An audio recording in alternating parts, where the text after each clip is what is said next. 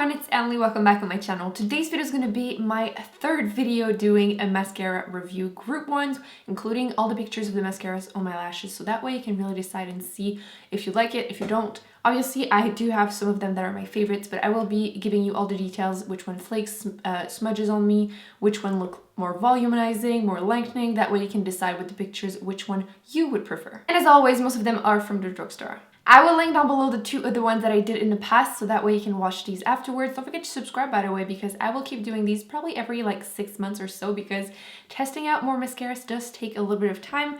As always, apparently I have 11 shades. I always tell myself after 10 I do the video. Every single time so far I have been doing 11. Let's start with my favorite of the bunch. Still loving the Covergirl, the Supersizer Fibers.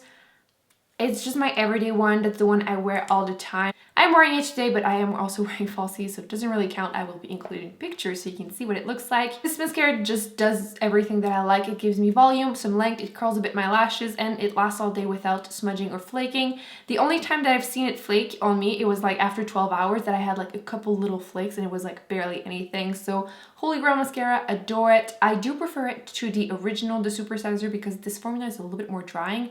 I don't see per se any fibers on my lashes, but I like the way it looks. That's all that matters to me. So yeah, between the two, I do prefer this one. I do have a couple of you that asked me how I use it, because you end up with a little bit of a mess, which I completely understand. Whenever I first tried the Supersizer, I was like, what is this brush? What am I supposed to do with this? So basically there's 4 sides. 2 sides that are flat, and then 2 sides that has some bristle that go shorter to longer towards the tip.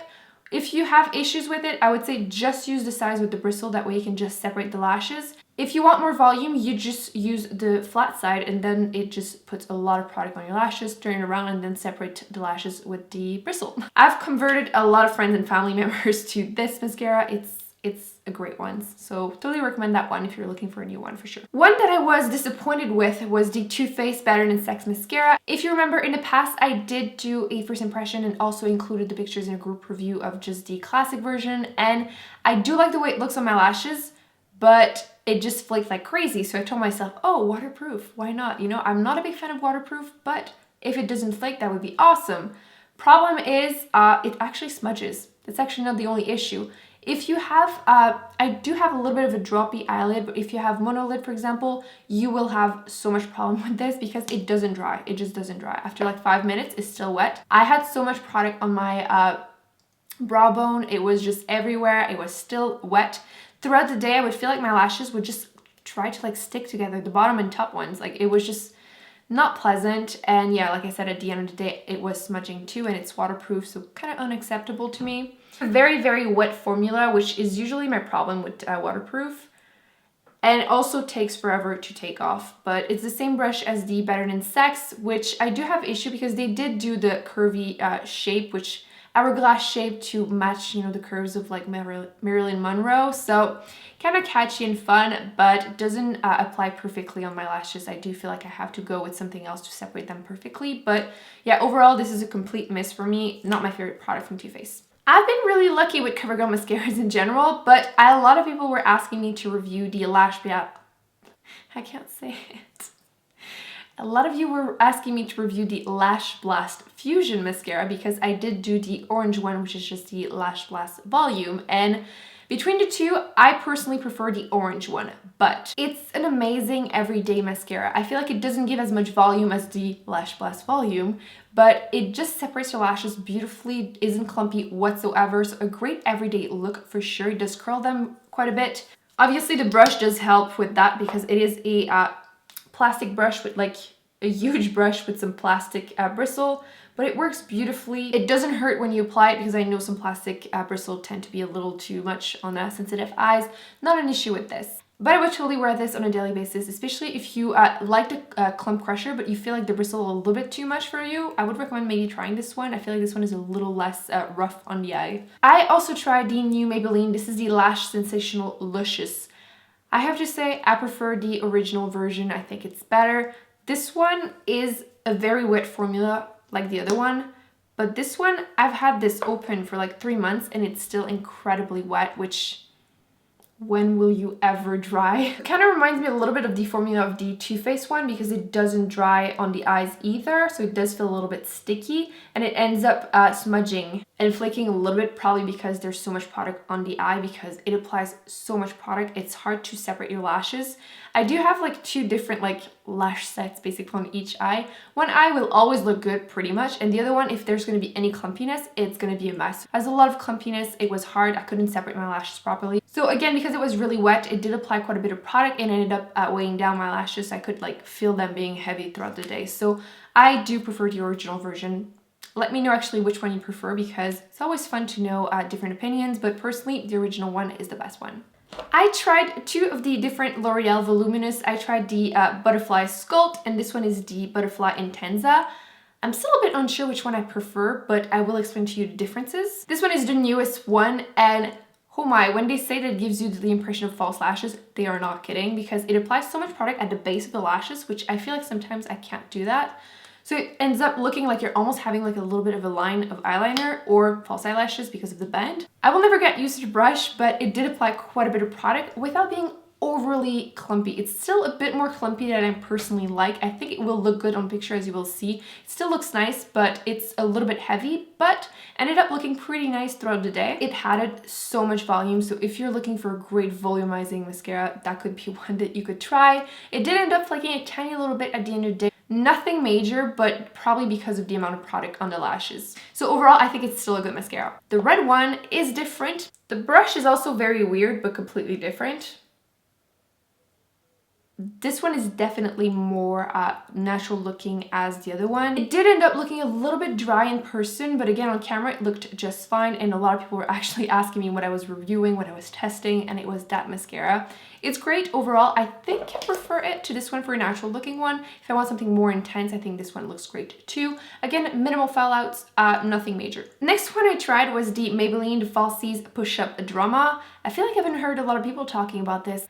And after trying it, I kind of know why. I do not like this mascara whatsoever. The brush is quite long, but it's nothing that different. It's a plastic brush with some short bristle. It does move around, but it doesn't annoy me like the L'Oreal did, like the L'Oreal Manga that would just bend. Didn't have an issue with this, but it is a very wet formula, and it just is just so clumpy. You know all the mascaras that are currently trying to make your lashes look like you have 5 lashes? That's what it does. Packaging, I remember it saying something like dramatic volume and a curl. No. The brush was actually hurting my eyes when I was applying it. I actually saw my sister that day, and if you have siblings, you probably know that you're just like very, very honest and you kind of don't have a filter. And she basically told me, Emily, it looks like you have 5 lashes right now. And I'm like, yeah, I know. This is this mascara. I don't like it. I want to remove it. I only tried it twice, and I was like, yeah, that's not going to work for me. So yeah, do not recommend at all.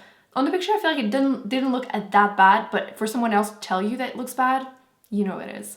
I'm pretty much always lucky with Covergirl mascaras, with like 2 exceptions that if you've seen the other videos, you know what I mean. But I decided to try this one, this like old school, the Lash Perfection mascara, and I have to say, not bad. The brush is really nothing that special, but on the lashes, it looks amazing. Very, very natural, but my type of natural looking mascaras, because if you remember the pink one, the Lash Bloom or something, I didn't like it because it looked like I had absolutely nothing on my lashes, but this one gives me some volume, gives them a little bit of definition, but enough that I think it applies some product and is just perfect on a daily basis.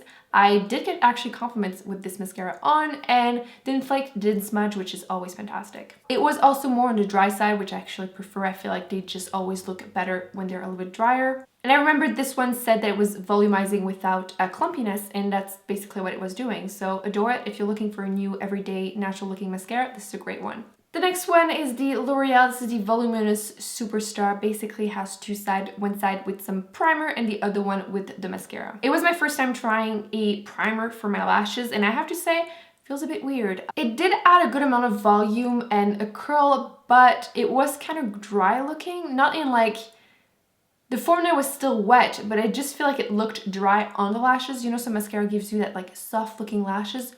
Not with this. The thing is, I had to apply quite a big amount of the mascara to cover the white of the primer, so I feel like it was weighing down my lashes, and it did end up smudging and flaking a little bit, probably because of the amount of product on the lashes. Actually, this is the primer side. That worked just fine, to be honest. I don't have much to say about this side.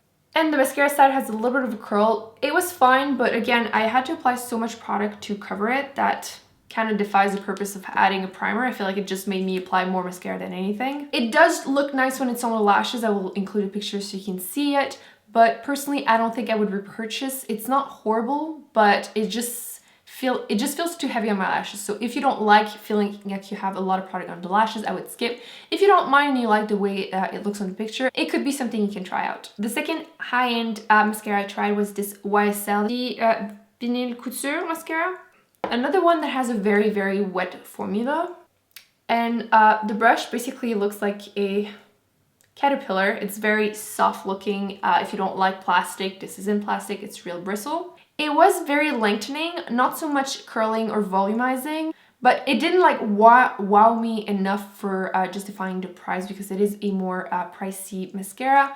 But my big problem with this is there's perfume in it. I really dislike whenever they put products with perfume in it, especially around the eyes. My eyes are very sensitive. They get red easily. They actually didn't get red with this one, but it has happened in the past that perfume mascara made my eyes like bloodshot red like instantly, but it still made them very unhappy the whole day. I was like touching my eyes and I just wanted to cry. So if you are sensitive to perfume, I would totally skip this. If you're looking for a mascara and you like the YSL mascara, don't mind the perfume and want something that is lengthening, it could be an option. They also have a bunch of colors, which I haven't tried yet.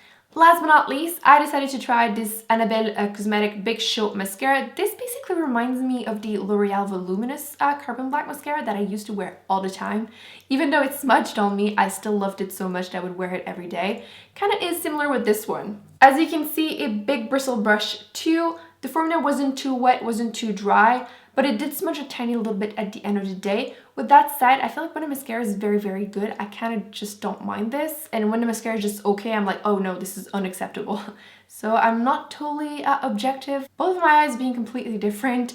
One eye looked better than the other one. I do feel like this one, I would want to go with something more separating over the top just to separate my lashes better, with the side that isn't totally separated. The other one looked perfect. Always does, which is basically the same thing that I used to do with the L'Oreal one. So if you wanted to support a Canadian company, that's a great one. So that's it, guys. This was my part 3 reviewing 11 different mascaras with pictures. I hope you enjoyed this video. Let me know in the comments which other mascaras you want to see next. Don't forget to subscribe and give this video a big thumbs up if you enjoyed it, and I will see you in my next one. Bye.